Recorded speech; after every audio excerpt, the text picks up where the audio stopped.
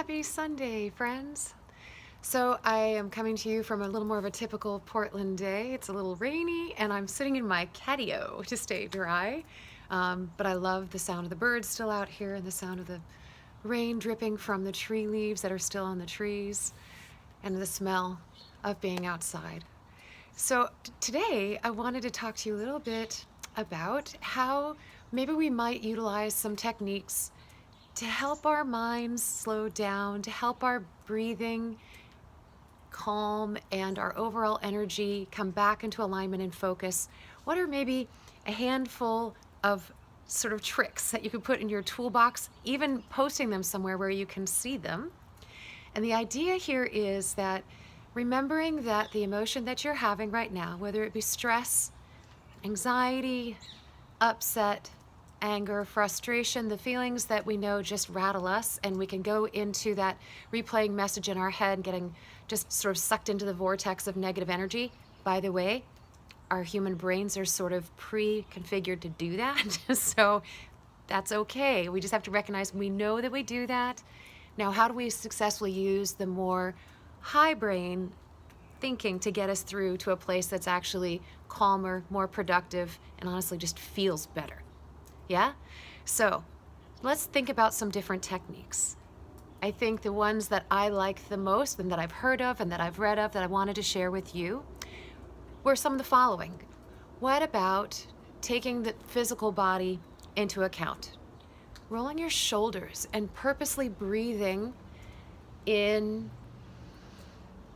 up, and down, and doing that, relaxing purposely then the shoulders down to the elbows, down to the hands, to your fingertips, letting the tension come out of your neck and focusing on your breath will slow your heart rate down, it slows your mind down, and you're focusing then on the feeling of your breath and on your shoulders. Maybe a different technique would be to place a hand or both on your heart and softening your eye gaze or closing your eyes and just coming into the connection of your heartbeat, breathing until it slows. Changing your visual focus. So if you can, if you're in a place where it's safe, not driving, but to go ahead and maybe either just lower your eyes to just soften the overall focus or look at something else off in the distance, notice something about it, the specifics of texture, color, in relationship to things around it, the way the sunlight may be hitting it. So changing that visual focus, again, takes you out of that loop and that feeling of emotion that you're stuck on at that moment, and will calm the brain cycle and disrupt the stress whirl that you maybe were in. What about also the feeling of your smile? I know this sounds really strange, but it works. I promise you it works. Whether you close your eyes or whether you don't, whether you just close down the eyes, smile. I mean, smile. Let it come into your face, and the natural response of your body is, oh, things may not be so bad after all. The body is smiling. So it's just about reminding yourself again that you have these amazing tools that your body picks up on hormonally, and it will actually bring your body into a calmer state of being by simply smiling and relaxing your face. Things will start to calm down on the adrenaline axis, which is good. If you're a creative soul, what if you doodle strategically? Certain circles for certain feelings, lines, geometric patterns. Just let it flow. But again, going into that creative process brings you into a different place in your brain, and it settles down the thought speed, and you're into a different connection. You're actually going into a somatic connection. I also find personally, I count. When I get really frustrated or stressed or something I can't control, traffic, waiting for something, oh gosh, you're in perma hold on a phone or something like this, count. Just take your time and then start to connect the breathing to it, and perhaps use then 6 full breath cycles, noticing I'm breathing in And I'm breathing out. So you connect first with the counting, and then maybe do full 6 breath cycles with that. And you get the combination of a little bit of thinking and a little bit of body to calm down. And just again, it's allowing you to have some sense that time is going to pass and these feelings will pass.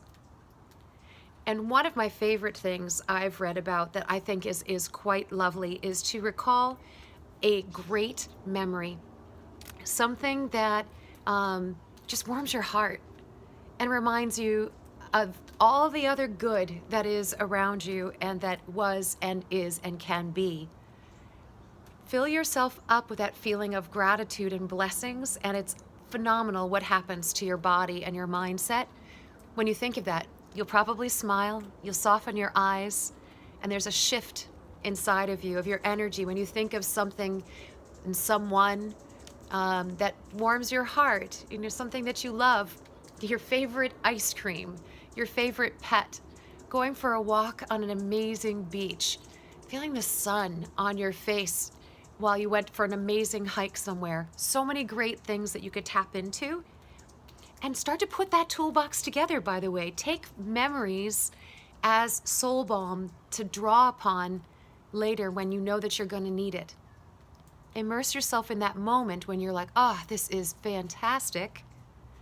Take a moment, be there, and remember what it felt like so you can recall it for a time when you're in a stressed space or an anxious space.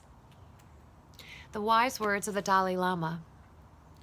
If you can't change a situation, why worry?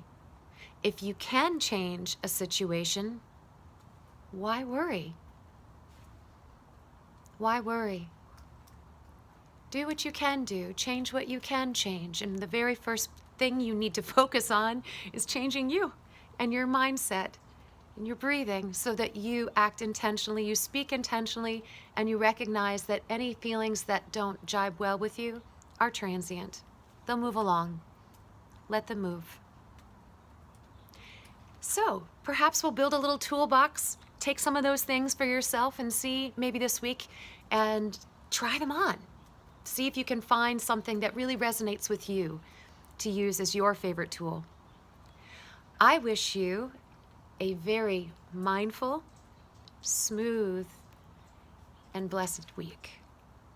Be well. I'll see you next Sunday. Namaste.